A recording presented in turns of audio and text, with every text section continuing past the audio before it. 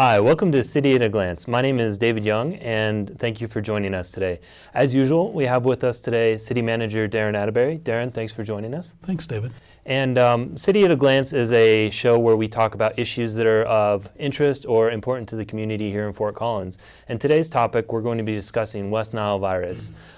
With me today to discuss this, we have Matt Parker, who is he's a crew chief with Fort Collins Natural Area, so he's here with the City of Fort Collins. We also have with us from the Technical Advisory Committee, Roger Nashi.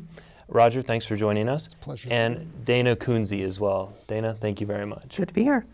So just to start, let me ask you, for those who might not be familiar with West Nile virus and might ask why is this something that I should concern myself with, just touch briefly upon what exactly West Nile virus is and why it's of interest to citizens here in Fort Collins.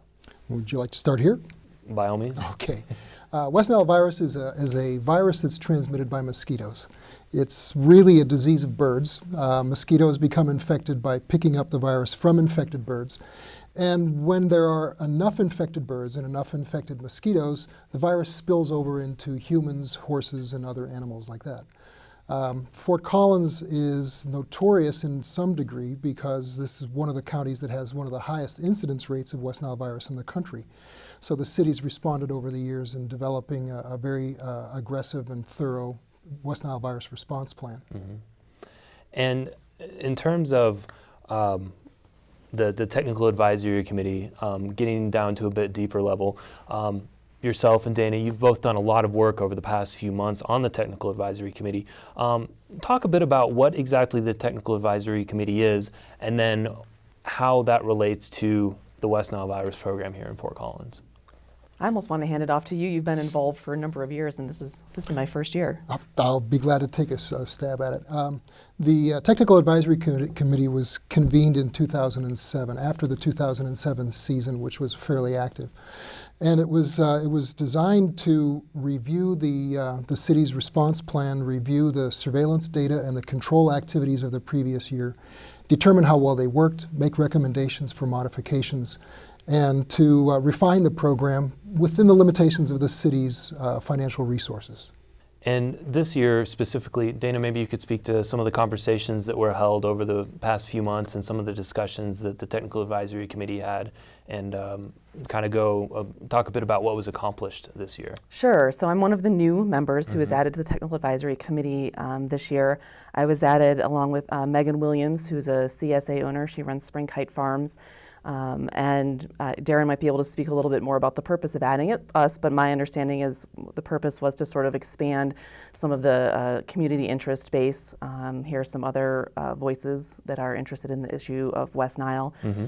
And so we worked essentially sequentially through the program response guidelines that the city moves through each season, starting early in the season when there's not a lot of virus, not a lot of infected mosquitoes, and then working through the season as those mosquito populations tend to increase and start to see some human cases of West Nile, talking about the levels at which various interventions are going to take place. I think we've had in some cases, some consensus over some issues, and those items were presented to council as such, and we've gotten some great response from council in terms of making some of those changes. And there are certainly other areas in which there was a significant lack of consensus, and I think we made progress through that sort of by recognizing that we weren't going to come to consensus, and the best approach we could take would be to simply present to council a number of options for each of those elements and allow staff to make recommendations from those options, and then allow council to vote on whether or not they wanted to accept those staff recommendations. Definitely. Darren, maybe you can speak a little bit to how the Technical Advisory Committee plays into the city's role, how that kind of ties together, and Matt, yourself too, how the two work together in tandem for the program and the responses. Yeah, happy to, and welcome to the two of you and you as well. And really appreciate the timing of this session because it is an important matter, and we are coming into the season, if you will, and you know, from a policy standpoint, I remember when I was first appointed city manager about 10 years ago, and we had, and Roger, I don't remember how long you've been involved, a while, but I remember feeling like we were sort of flying without a policy. And I remember I had a decision to make to spray or not to spray an adulticide, and that was a very, very significant issue to the community. And at that time, we made the decision to adulticide, and through that process, and particularly as a new city manager, I realized very quickly this was not a again, I don't want to be critical of anyone, but it was not a well thought out process. And I think what we've done over the last 10 years, and I appreciate your comment, because the direction that I've gotten from council is let's be inclusive. Let's have all voices heard at the table. And I really appreciate that you've signed up for this, because I think it matters a lot. And at the end of the day, we make an informed recommendation, and then the council makes a decision. But I think going from 10 years ago, where we had a public health issue and a recommendation from the health director, to now where we are in terms of our policy and our review and our oversight, and then our administration, I think we've really progressed. I'm really proud of the work that Fort Collins has done, and I think we're making smarter decisions. Another important thing I think about this topic, David, is that we have very, very strong feelings on either side of this issue, and that's what's wonderful about Fort Collins, is that we have an opportunity to share those, we have an opportunity to dialogue, and then again make informed decisions. And it doesn't mean everyone's satisfied, but I feel very good about the public process, about the level of engagement. The expertise that we have on this panel is phenomenal. I mean, in fact, we have some worldwide leaders on this very topic in this community, and that's what's wonderful about having a partner like Colorado State and CDC and others. So long response to your question. I think that I feel very well informed coming into this season. I think this last 10 years is about us continually improving. We have a season, we plan, we come back and check, and then we revise. And so this, plan, do, check, act process, this is the quintessential example. So I appreciate the level of engagement. You can be in some communities and this debate is going on, and it's not really a debate. It's spraying, larviciding, and adulticiding become really a matter of nuisance control rather than very serious public health issues. So again, I appreciate the work that you all are doing, and with your colleagues and our folks in the Natural Resources Department and Parks with Mike Calhoun have been just phenomenal at this, and I believe we can get better. So definitely, that's my take. So with that in mind, and I know it's hard to kind of summarize several months worth of work and many hours worth of work that the Technical Advisory Committee has done over the past several months, but could you maybe provide folks a high-level view of maybe some of the changes or some of what they can expect from this season, and maybe some changes that might be coming down the pipeline? Do you want to do that, or should I? I'll start off. Okay. Much of the mosquito control program is behind the scenes, so I don't think there's going to be a lot of visible changes to the city's policies or the practices that they're engaging in. One of the things that was approved by the City Council was expanding the larval control program. And the idea is that if the mosquito populations are managed at a low enough level, they won't be large enough to amplify the virus, to cause that cascade of mosquito to bird to increase the human risk. So I think that there was a broad consensus among the Technical Advisory Committee that was a good move. The program is going to maintain the high-resolution surveillance of virus in mosquitoes and the mosquito abundance. One of the modifications there is the city will be divided into zones for evaluating the indices of risk, to try and identify hot spots as they're developing, so that if interventions are needed, they can be done on a smaller scale rather than a citywide scale as needed. What I think that the residents of the city may notice most is an enhanced public education program with better outreach. Informing the public of any public health threat is really one of the hallmarks of a prevention program, is to make people aware of the threats and what they can do for personal protection, how to support the community programs. So those, I think, are the primary changes that are going to be visible to the residents or behind the scenes, but affecting how the program operates. You know, I would just add real quick that those can already be seen now, and that's really fantastic. We've already expanded our use of social media. I've seen posts on Facebook, on Twitter related to West Nile virus, and our contractor, Colorado Mosquito Control, is already out in the field checking and surveilling for mosquito larvae now. I saw them out yesterday. So I think previous years they wouldn't have started until June 1st or June 6th or somewhere along those lines. And so that's going to be a real benefit given our current weather conditions. Is outside right now, it's extremely hot and very wet. So.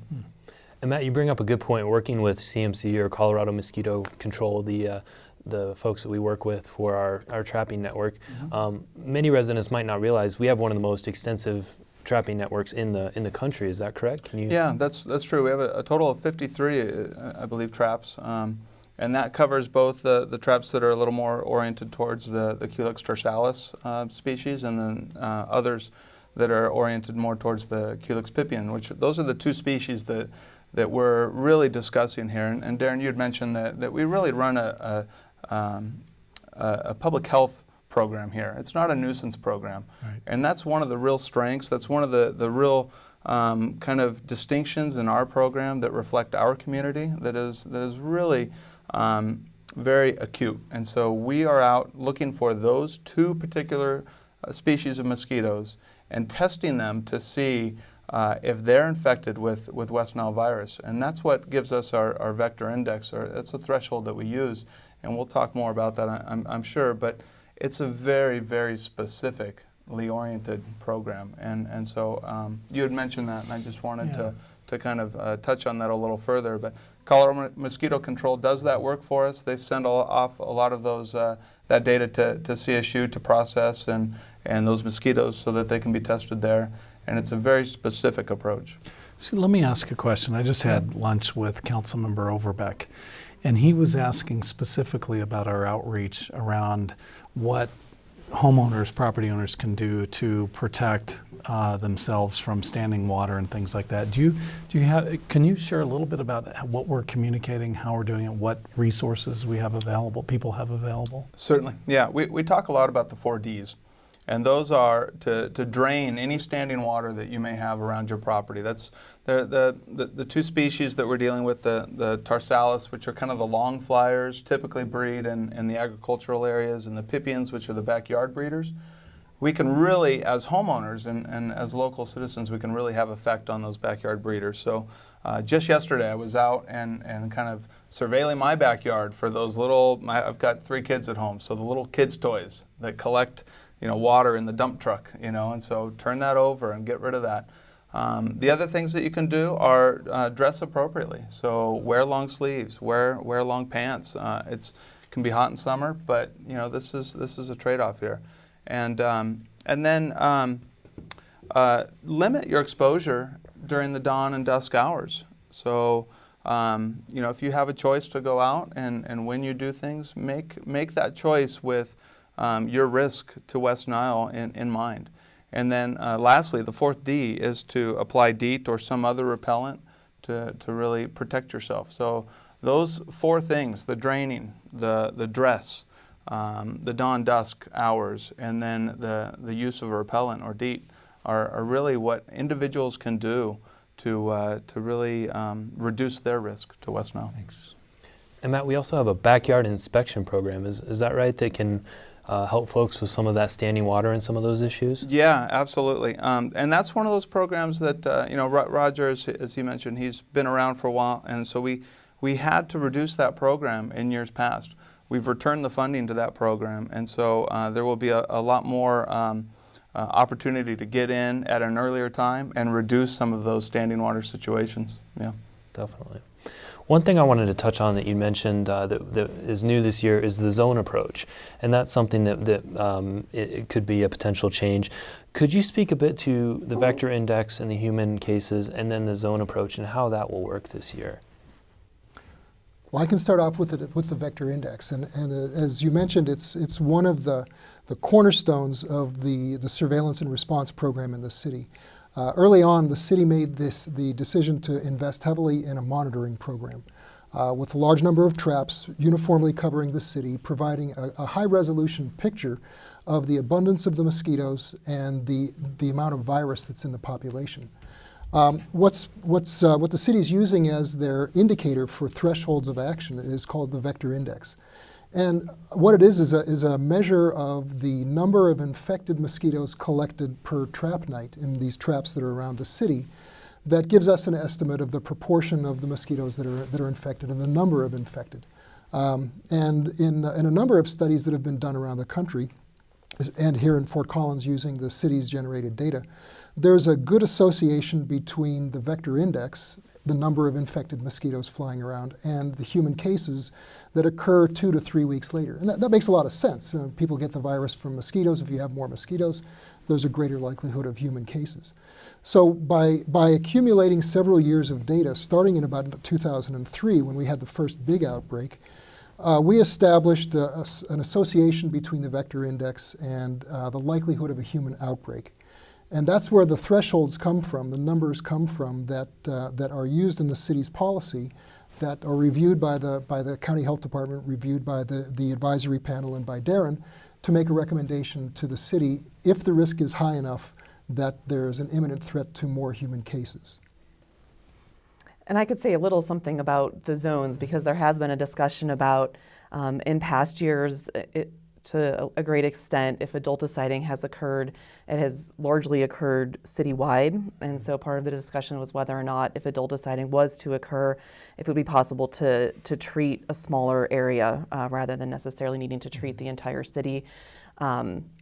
And there were sort of discussion about how large might those zones be, how many traps we need to have in a zone in order to calculate a vector index with some degree of certainty in order to be a sound basis for decision making. And we did start to go to a CSU statistician to kind of talk about what that might need to look like in order to go to a zone approach. And we weren't able to get sort of a final answer within the time constraints of the TAC.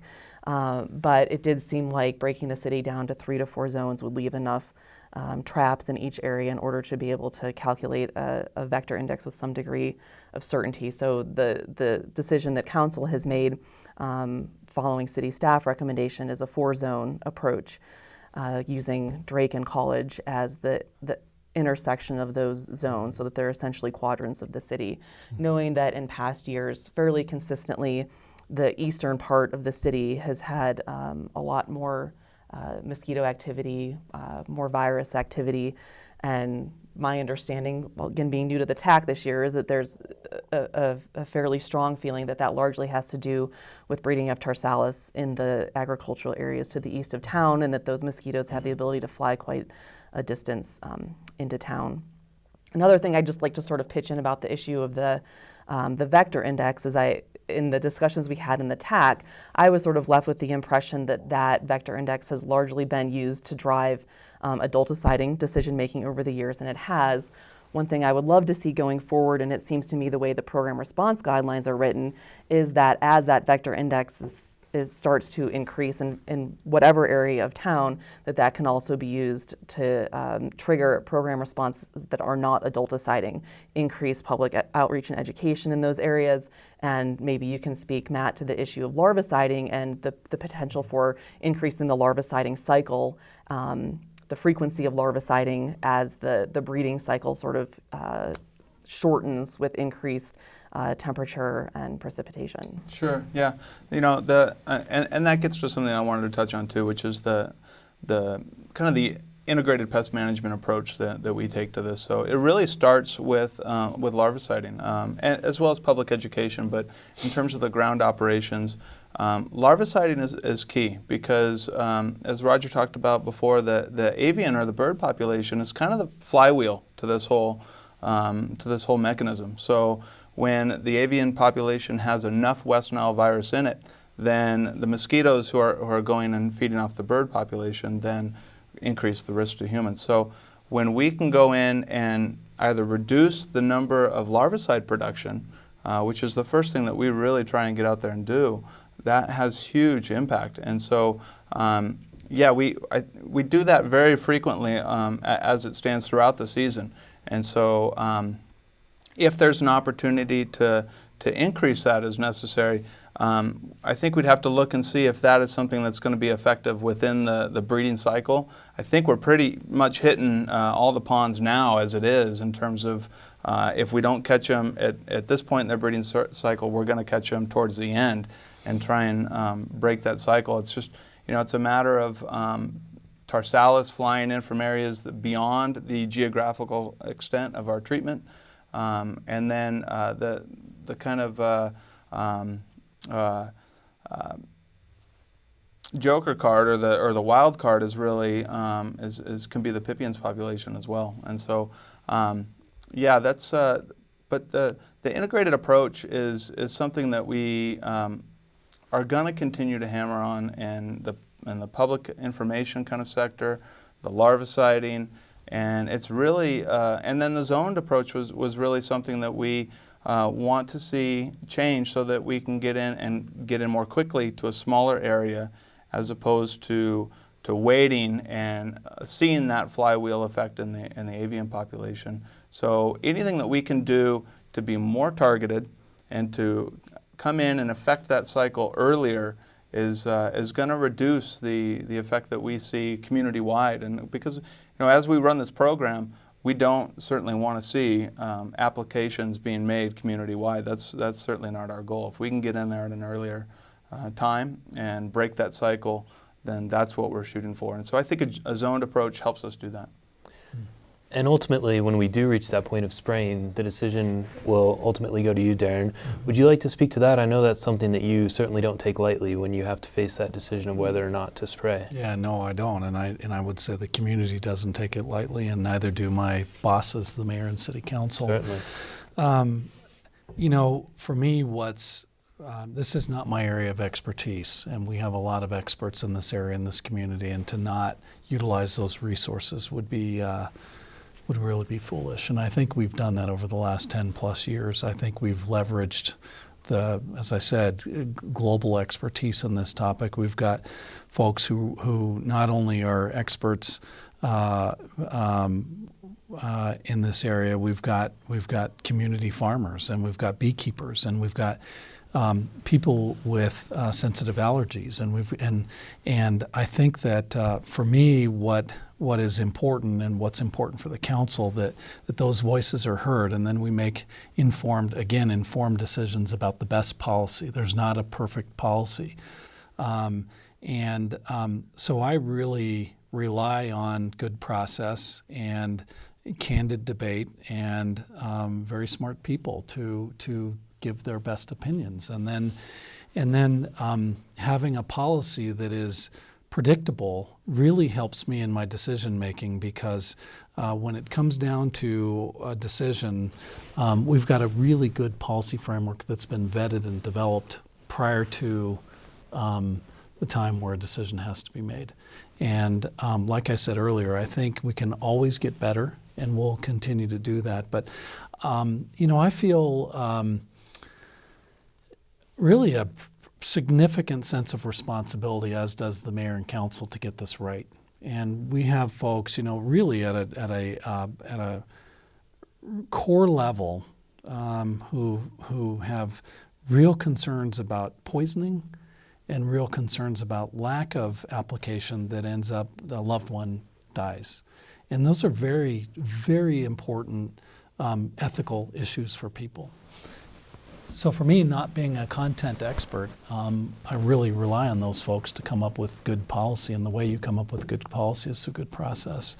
And then once you make that decision, you rely on communication, very effective communication challenges, or our systems, and we've improved those as well. I think this year is going to be a significant improvement. And then also, as it relates to the application, that it's done in a very responsible way. So, I don't really regularly have decision-making authority in the public health arena. And, do take it seriously. And again, I think we have just the right process to get through that.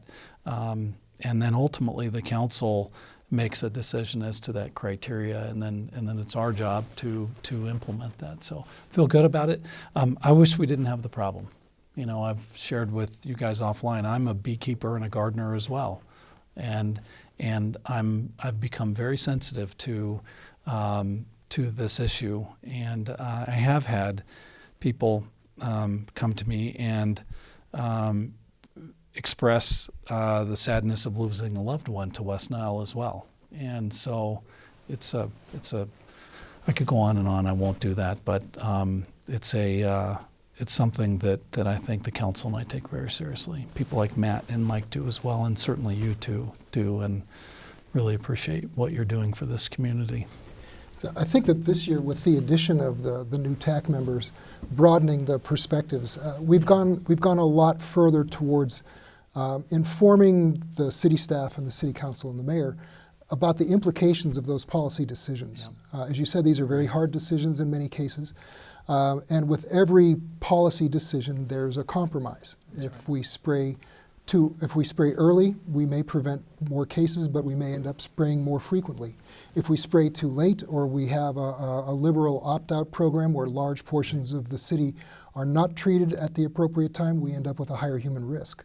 So I think that what we've done this year is go a long way within the TAC to discuss and elucidate those trade-offs that come with policy decisions in different directions. And hopefully we've been successful in conveying them to city staff and the council as well, because they ultimately are the decision of city council in which components of the policy they're going to adopt, and then how you're going to implement them. Well, that's all the time we have for today. Roger and Dana, thank you very much for your time and for your service on the Technical Advisory Committee. We recognize that is a big chunk of your time, and we appreciate it. Darren and Matt, thank you very much for joining us today. We appreciate your input on this serious matter. For those who'd like more information on this subject, please do go to fcgov.com/West Nile, and you can read more information, more tips on how to keep yourself safe this season. And thank you very much. We look forward to seeing you for the next City at a Glance.